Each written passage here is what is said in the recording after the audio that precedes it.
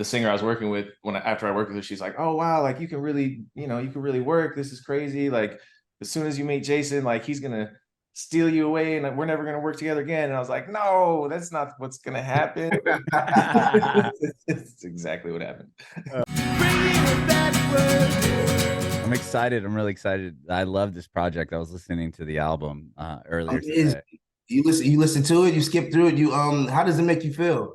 I I was not expecting it, to be honest, and I'm like, damn, this is really good. Like just knowing your work and Sasha's work, and then I was like, oh, okay, and I played it. I was like, damn, like this is really, really good. So Thanks, I really man. like it. Thanks, man. We wanted to put our all into it, man, even though it's a genre that I've never tackled before. So it was fun, man. Yeah, you guys did a hell Sasha, of a job. thank you. What's up, Sasha? What's going on? Sorry for Hey, my tardy. Sasha. Oh no, no worries. I mean, it's only 2:03. No big deal. Yeah, not too bad. uh, well, I'm Adam. Very nice to meet you both. Thank you so much again Yeah, for doing this. I've had Jason on before, and I'm Yeah, excited to chat with him about this project because this is totally different than the work that I had heard from him before. it's a little bit different. Yeah. Well, it's a pleasure to meet you and happy to be here. Awesome. yeah. Thanks, Sasha, as well. Well, I'll just do a quick, you know, background story on both of you. James, we've had you on, so we can speed through yours a little bit quicker, and maybe Sasha as well. And then I want to hear about how you guys met, and then obviously I want to hear all about this project because it's really awesome and it's really interesting that you both have put this rock record out. To be honest, Hell yeah. cool. Well, Sasha, where are you from originally? I'm from Albuquerque, New Mexico. Oh, okay. We're born and raised there. Yep, born and raised in Albuquerque, in the South Valley. And then I moved to Los Angeles when I was 17 and went to Musicians Institute for Percussion, Mm-hmm. and Vegas after that. Did And, you go in? You're a drummer. Is that like the first instrument you learned? actually, the first instrument I learned was guitar, but drums was like I moved there with my band, and I was the drummer in the band. So I had been like playing guitar a little bit longer, but we all went for our respective instruments, and so I went for Sure. drums. But I mean, drums and rhythm, like all that's at the core of everything, So Mhm. even though at this point, like actually playing a drum set is like the least of what I do in my career, like I'm really glad that I studied it the way that I did because it definitely changed my perspective on music in general. Yeah. Do you come from a musical family, musical household? Not like a musical family, yes, but not like a performing family. Nobody else in my family had played instruments or were singers or anything like that. But my mom was constantly playing music when I was growing up. Okay. And like, at what age did you pick up the guitar? 6. Wow, that's really young. Yeah. Yep. I got a picture of me with my first guitar with like a bowl cut. It's like this tiny guitar, but on me it looks full size. But if you saw me holding it right now, it'd be like the size of my arm. Okay. Do you still have the guitar? Did you save it or no? I wish. Nah, too many things like that kind of just Get lost. disappear. Yeah, it's like it's hard to keep something from so long. Why did you want to play guitar? Was it did you see someone playing it or just something that you were interested in? My older brother was like in a band for a little while before we started ours, and then I was really into like Nirvana and Green Day, Hmm. and that got me started. Kind of just took it from there. Awesome. And then you were in a band and that took you to LA? Yep, I was in a band from 9 years old till about Wow. 19. The same Yeah, guys? No. yeah, it was me and my brother and one of our friends. No And way. yeah, we went through a lot of different iterations of it. It was like, like alternative shit, and at one point it was a metal band, and then kind of started to get a little more, I guess you could say, mainstream, to where we realized that like metal music wasn't really like being all that successful. And So you all what moved to LA? Was there like was the band doing well and it was like, all right, we should go to LA and like make this a thing? well, doing well is relative. I'm not really like we were throwing our own shows in Albuquerque, and like that was going really well, and we just figured it was the next step. But no, it wasn't like gaining any kind of success, you could say. and it all kind of it started to fall apart. Like we were looking for a singer for years and we couldn't find one, so that's when I decided to start singing, and then it kind of all started to fall apart from there. And I started making different types of music and producing and writing, and it was kind of the perfect time for when I met Jason, who had already, had a lot of success and been an experienced songwriter for a long time. And it was for me like the perfect time for us to come together because of the turns that I was taking as far as like stylistic approaches and all that, and what I was trying to do. And I learned so much from him when we met and continue to. So it was crazy. It was really like divine timing. Yeah, wow. And Jason, you're from Connecticut? Is that from what I remember? Yep, New Haven, Connecticut. I like to make that clear. Sometimes when I say I'm from Connecticut, people think I grew up like from like a rich background. Connecticut is known to be really like, expensive. But Yeah. New Haven was one of the poorest cities in America. I'm from New Haven, and I did not grow up rich at all. So I just wanted somebody said that to me the other day. It was like, "Oh, you grew up rich." I'm like, "Nah, we were homeless, and Oh, we wow. struggled in New Haven." So yeah, Did you not did you move to not proud. Atlanta or something at one point? Yeah, when Okay. I moved to Atlanta, when I turned I turned 10 years old, and 11 moved to Atlanta, and that's where I was raised in College Park, Georgia. Okay, and that's where you really started to songwrite, right? I remember you had like a big you had like a first hit, right, out there and when you were in when Yeah, you were when in I was Georgia. 16, yep, 11th grade with a group called 112.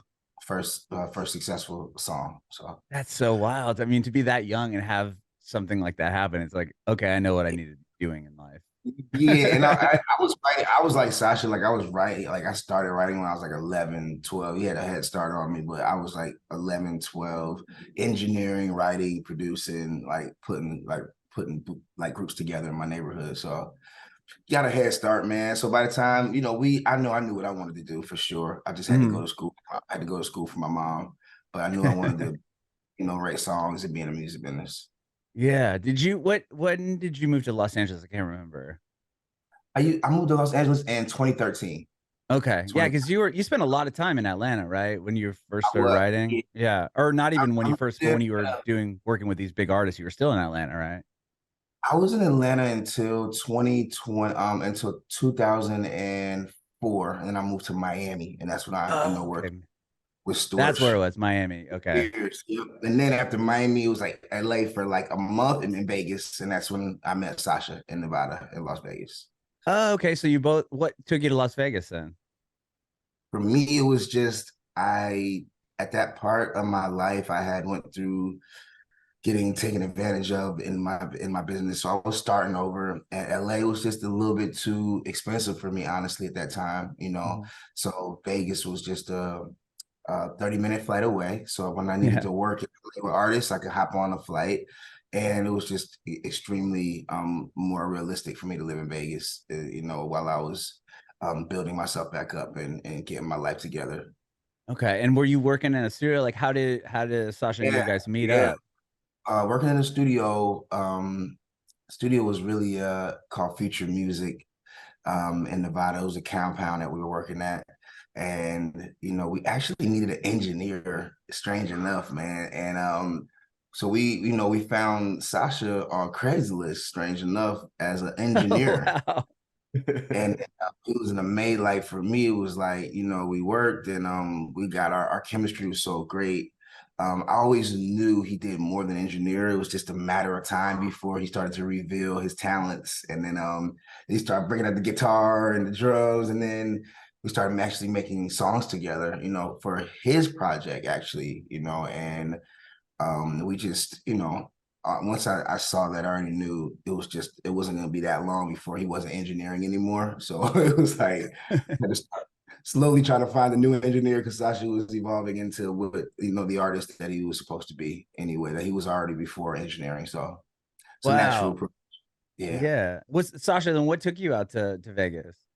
Um, Crazy enough, like I was really only visiting. I was supposed to be there for like a week or two, and my brother had moved out there, and I was kind of just bouncing around LA and like not really working very much. And I went to go visit my brother and looked on Craigslist to like see what was going on. And you know, because it was 2010, so people were still using Craigslist. Maybe they still are, I don't really know. Yeah, I don't know. Maybe. Yeah. And then yeah, me and Jason linked up, and like you said, like the chemistry was clear. And then my 2 week trip turned into me living there for like 4.5 years. Oh my gosh. So once you started working there, you were engineering what other, you guys were recording other bands and stuff or other artists at the time? Yeah, I mean, definitely we were kind of just making music. Like you said, we started working on my project and then other things too. But then one of the first things we did was a Yellow Wolf album. Yeah, that's Oh, right. Yeah, Yeah, yeah. Radioactive album. Yep. yeah. wow. I remember that record came out actually. Oh yeah, Yeah. He played, I was when I worked on the radio and he played like one of our shows and he had like this front of a Cadillac. Like it looked like Yep. the front of a Cadillac and he came out and he had a Yeah. DJ on it. It was really rad. oh yeah, So I yeah. think that was with Kid. No, that was with Kid Rock. The first single was called oh "Let's Roll." wow. Yep. That's awesome. And so you guys were working, you had already been working. So you were Jason, you must have still had the same, you know, and you had so many big hits already at that point. Where you just bring people in to Vegas where you were at, and then Yes, when and you they brought in, wanted to come. They wanted to come anyway, man. It's Las Vegas, so it was like the perfect excuse. it wasn't a hard sell. Yeah, like now living in Miami is similar, but it's like the perfect excuse to like come to Vegas to party. But we just like I had turned Vegas into something totally different. Like I never gambled. I was never into that lifestyle. So I would trick people into coming to work with me and like, hey, yeah, you guys could go out. But ultimately, I just wanted to turn Vegas into a city where you came to party and you can also get records and get hit records at the same time. And so we started doing a lot of songs with a lot of artists. And it, like I said, it wasn't like a hard sell getting them to come to Vegas. So it Yeah. turned out pretty cool. For you, Sasha, I mean, going on Craigslist and then finding out that the person that's looking for an engineer is Jason, who's done all these hit records, was that must have been, I mean, that's Yeah, I pretty mean, amazing, right? Were you like, wait, what is it? This is real? Like, it was wild. It was wild, but it was also kind of convoluted. Like he didn't have an ad out, you know. It was somebody else that was looking for an engineer, and I answered her Yeah. ad, and then she took me to the studio where Jason was working. So there was It was- like, you know, the Audibles were there, who are our great friends, amazing producers, and DJ from the Audibles is an engineer also, but kind of like me, like it was more of a like recording the things he liked to work on and a means to an end type thing. So like they were getting by, you know, and I don't imagine you guys would have put an ad out on Craigslist, but but that's but what I was wondering. I'm like, right, damn. yeah, I don't even know how to use Craigslist. Yeah, I right, don't even exactly. know. So I Somebody want to, did. Somebody put an ad out though. right, yeah, yeah. I want to make that clear. So, but it, you know, but it indirectly came through Craigslist, and yeah, it was funny because the singer I was working with after I worked with her, she's like, "Oh wow, like you can really, you know, you can really work. This is crazy. Like as soon as you meet Jason, like he's gonna steal you away, and we're never gonna work together again." And I was like, "No, that's not what's gonna happen." It's exactly what happened. Oh, Yeah, that's absolutely, so definitely. have you both been working then together uh for, you know, over 10, obviously 10 years plus now at this point? Um Yeah. and how long were you in Vegas together working out of that studio? Well, I know I was there for about 4.5 years, and then at a certain point, that's when we met Justin, and when when Jason started working on the Justin albums, and like we did a little bit of that together, but really, you know, the connection between the two of them blossomed, and Mhm. Jason kind of went to LA and went to, well, shit, all over the world at that point. Yeah. Yeah, I started working on that project, and I was still in Vegas for a little while after that, and then I went to LA, and that's where we kind of reconnected. I mean, we were always like still connected, but that was a lot of work for Jason to go and do Purpose, you know, right, Yeah. like that damn near that whole album, and all of that was a lot of work. So it took his, you know, his attention and his geographical location away for a little while. Uh, Yeah. we kind of reconvened in LA after a bit, and you know, and yeah, been working ever since. That's Yeah. awesome. And when do you all start this project? Because this, I mean, just looking at the discography of songs that you have all worked on, and well, now hearing that, Sasha, you had like a metal rock and roll kind of background in the beginning, like Yeah. what sparks this project? And like when I saw the names of who was in this band, and then I played the record, I was like, whoa, this doesn't sound like, this was not what I was expecting. And it's awesome. Not that that's a bad thing whatsoever. I think it's an awesome album. But what, how did this project come together? Well, it's interesting that you had the, like, Jason, you were already on talking about the Book and the Bill, right? Yeah, a year, Yeah. 1 year ago. Yeah, a year ago. So we had the conversation and then talked about all the stuff that Jason had worked on prior. So I'm looking at his discography and then I'm hearing the song. I was like, damn, like this is really cool, but it didn't sound like. Well, it had a genesis from the same place where our good brother Nabil was writing this poetry that we were turning songs into, and that's what happened with the Book of Nabil. I worked on that as well with them, and then a poem kind of came to us from him called Guns and Toilet Paper, and we were like, this really feels like a rock song. And it all happened really naturally. We were in France working, and we started turning it into a rock song, and Jason sang half of it, and then at one point it was like, here, like, you sing the next part. And so I sang the next part, and it became this thing where we kind of like co-singers on it, and then the song came out really great, and we decided that it should probably be a band too. We're like, this sounds like something we should kind of pursue, and then it became a band, from a poem to a song, from a song to a band. What year did you all start the project? I mean, Guns and Toilet Paper, I'm assuming has like pandemic-y undertones to it. Was it around that same time or no? It was maybe like 2 years ago. Okay. Yeah, it was definitely pandemic aftermath. Okay. Sure. Yeah, because the title Guns and Toilet Paper came from everybody in America just buying all the guns and toilet paper for some weird reason. When the virus hit, everybody wanted more guns and toilet paper, so it was weird. So our partner wrote that poem based on America's activity in the gun stores and the toilet paper stores. So yes, it definitely came from I don't know if that pandemic didn't happen, I don't know if we would have a band. I'm gonna be honest, just because literally it came from the pandemic, from guns and toilet paper being like the top sellers. So we thank the pandemic actually for ushering in guns and toilet paper. That is interesting. That the whole toilet paper thing still blows my mind, because it's like there's so many other things you can swap it out with. Yeah. If it really came down to it, right? Yeah, I know. Like, why was toilet paper that necessary? I have no.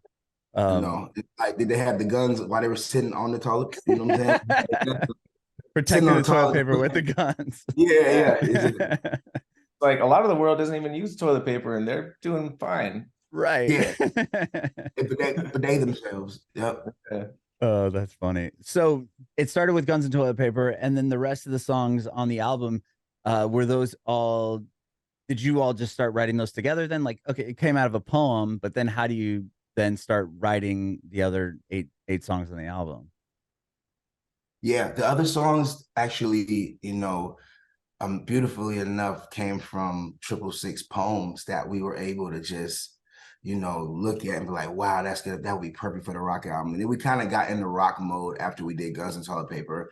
But there were definitely poems that came from Triple Sixx that we were kind of like just turning them into rock records and making big hooks and just being brutally honest with ourselves and making music that we really loved. We weren't just doing it for fun. We really wanted to, I wanted to be able to impress ourselves with doing a genre that I had never been a part of before. So, shout out to Triple Sixx for those amazing poems and all those words that I never knew existed. Amazing. We learned so many words, bro. It's like going to college where Triple Sixx. The vocabulary is like on a whole nother level. So Yeah, man, we you know, us together with his poetry and our melodies and music, you know, we just put together this rock album that I know I'm extremely proud of.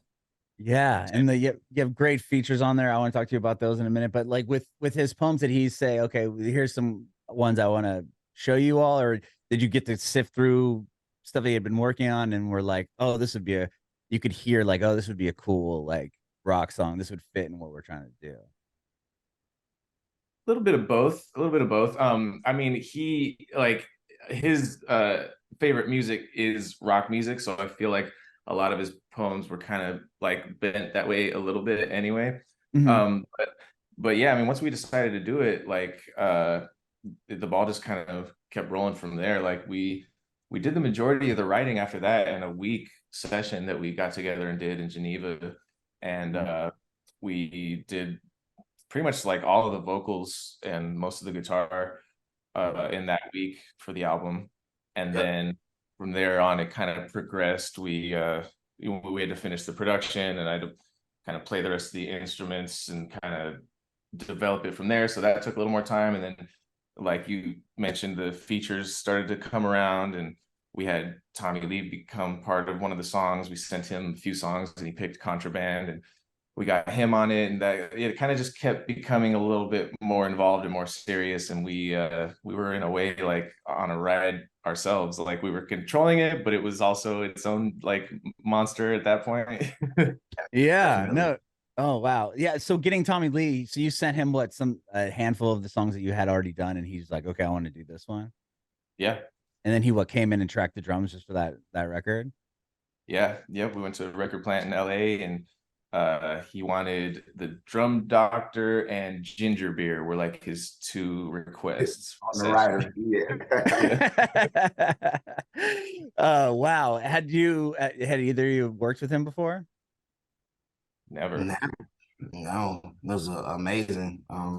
I love. I never would have thought in a million years that I would have a record with you know, a legend like Tommy Lee. So shout out Right. Tommy, man, believing in us to put his Yeah. name, co-sign it. You know. Were there Yeah. other people in that rock world that you had reached out to, or was it like what made you guys think, oh, let's send it to Tommy Lee?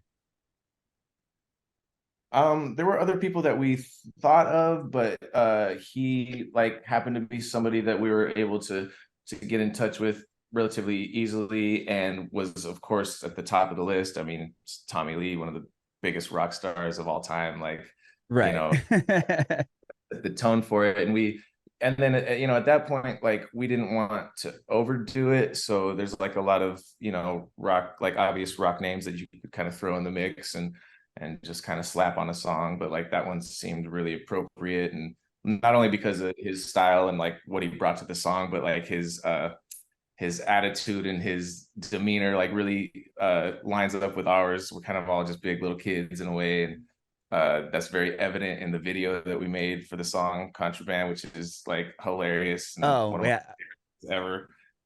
Yeah, it's So amazing. I was gonna ask you about that because obviously not only did he co-sign being like, okay, this is a cool song, I'll play drums on it, but he's like Yeah. in the video with you all. Like it was like, no, I really want to go in. And it was like, yeah, tell me about the video for people who haven't seen it, because I watched it and it's really funny how it's like the Tropic Thunder type, but toilet papers Yeah. everywhere. And yeah, talk to me about the concept behind it and everything. So it was like you said. It was. I'm glad you were able to call that out. It's a parody of Tropic Thunder, which was it was just fun. It's I know it's one of my favorite comedies.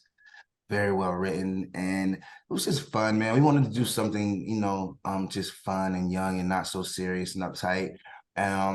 Tommy stayed. He came to the video. He was there with us. God, probably 12 hours, man. And he in my mind, I thought he was going to come do his parts and then break out and leave. And he wrote it out with us to the very end of the shoot. And thank God we were able to bring it to light, the actual parody of Tropic Thunder, where you were able to now be able to identify with that, because that was something that we wanted to make sure people could resonate with it. And so it turned out really good. The directors did a really great job. And I feel like it's, for us, it kind of set the tone for our project visually. you Mhm. know, to for our next videos after that. So it's really good, man. It's really great fun and just nothing serious. And you know, I just feel like everybody came together for I think everybody pulled off, you know, the actual job of accomplishing a great parody of Tropic Thunder and everybody that was involved. Yeah, it's a great video. I was gonna say, like, with this, you did an album. I mean, it's doing really, really well. People are obviously loving it, and it sounds like you're gonna do more music videos with it. Is it a project that you will continue? Like, is this something you would guys would want to go out and play live? Or I know you did like an album release, but like a live show for it, or continue writing what would become like another album, or what's the idea here with this thing? Because it's awesome. Definitely, you know, some more live shows. That's been fun. You know, I think like a radio tour is definitely in the future at some point here.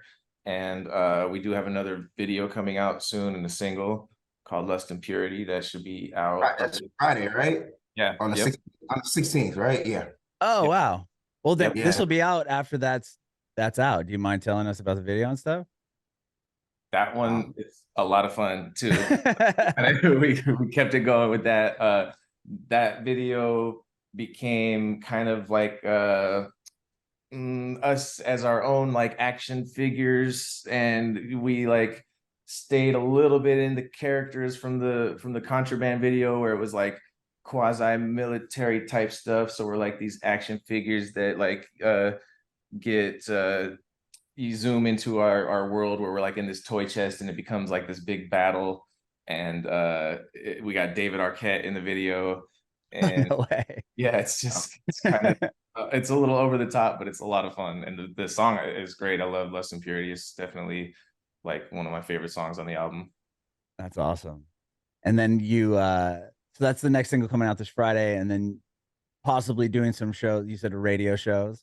Yep. Some like a radio tour and some pop-ups, and we got like some cool merch coming out that I'm excited about. And yeah, and we're kind of, and as far as another album, like we have some songs that we already have that that didn't make it onto this album. And we're kind of always making new stuff as far as when that one will be or when it'll come out. I think it's kind of a lot like the whole project has been so far, where it's like we're just letting it happen naturally and Yeah, having fun with it, and we'll see what the people think about it and what the appetite for more is, and kind of take it from there. that's awesome. And Sasha, have you worked on a lot of rock albums like in your career or not? No, like you know, like I said, I grew up making rock, so it was kind of a Yeah. like bringing the past into what I'm doing now type thing. That was a lot of fun. And then oddly enough, in the same year that we started this, I did work on a different rock project, which actually Jason had worked on too. That's how I got connected with them. It's a Japanese rock band called One OK Rock. Okay. And yeah, Jason had did a song with them like a couple years prior.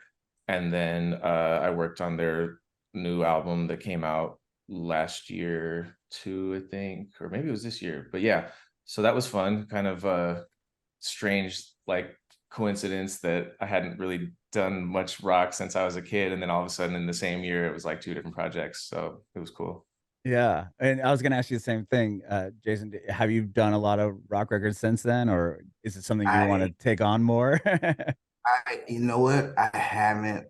This was my first rock project, and I love it. I just love being brutally honest and making music that I genuinely love. You know, very brutally honest with our creations. So I would definitely do more. I just want to make sure that we, you know, we conquer as many genres as possible. I just feel like as artists, you know, we just get locked into like one box, and it's just really cool to be able to do a pop album, to do a rock album, to do a reggae album, to do all these different genres, and just be able to express ourselves musically, melodically, you know, through these different genres.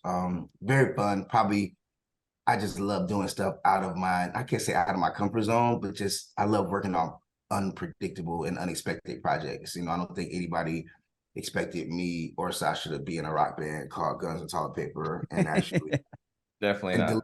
actually deliver and put out music and music videos and actually like, you know, a lot of people say a lot of stuff and I've promoted projects that I've never finished, you know, that I'm not proud of. So this is one of those projects that, you know, we actually saw it all the way through, and we can't wait to do some radio shows and perform for the people who care to see us.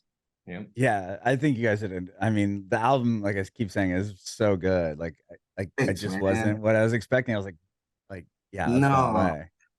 you kind of probably would expect like more pop music, or like you can't Yeah, yeah, I thought yeah. it was gonna be like maybe have a like some rock to it and have, you know, be Right, more pop right, on the right. pop side. And I'm like, no, this is like a straight like active rock album. Like, it was Yeah, not what I was. Yeah, It we was went way there. more rock than I was expecting.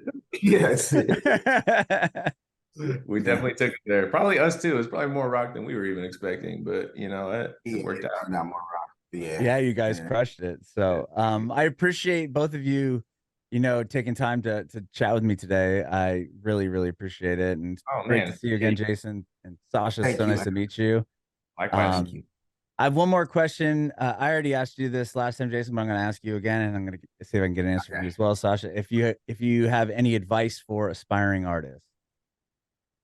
Definitely. I mean, uh, I think that as cliche as it can sound, like the best advice I could give is to just not stop. You know, it's just one of those things where, you know, as long as you love it enough to do it for a while without a whole lot of return, you know, but to keep progressing and putting work in and developing your craft, you know, it might take a lot longer than you think, or it might happen tomorrow, but it's like you're never gonna know if you stop, you know. So you just have to keep going.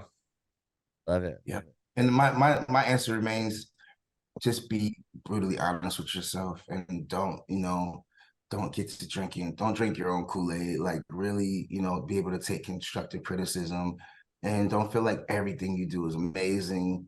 You know, get people's opinions outside of the music industry who aren't going to just critique and break stuff down, and just be Yeah. honest. You know, and that, you know, for me, the honesty is the only way to grow and to become great and get better, is by saying, you know what, I suck right now. Let me work on building myself up. So be brutally Yeah. honest with yourself, you know, and that's still, I'm gonna stick to that one. Love it. That's amazing. Yep, honesty, and then of course surround yourself with good people that inspire you and And that will are also better be than you. honest with you. You know. Yeah, and hopefully that are better than you, so you can learn from them as well and grow, and always have, you know, set the bar, set the standard, you know, and don't accept anything, man. Always care about the value of the music, and listen to what's going on, man, you know, and not to so much that you copy it, but it's so when you're making music, it's not so left field that it you know, it's outcasted and it goes over people's heads. So, you know, that's another note. And just, you know, learn, man, be willing to fail. You gotta fail, and you gotta, you know, you just gotta fail, man. You gotta fail in order to grow. So Yeah. I Yeah. love it. Love it. Thank you both so much. I really, really, really appreciate it. Thank thank you you. for Thank you thank very you for much. interviewing us, man. Of course. Hopefully This one is year great. from now we do one more, and it'll be a whole nother, you know what I'm saying, a whole nother genre Oh next no, I year. can't wait. I mean, I know I was gonna say we're gonna set that up. Yeah, I our EDM group is next. So I we're coming. love it. Bringing it back.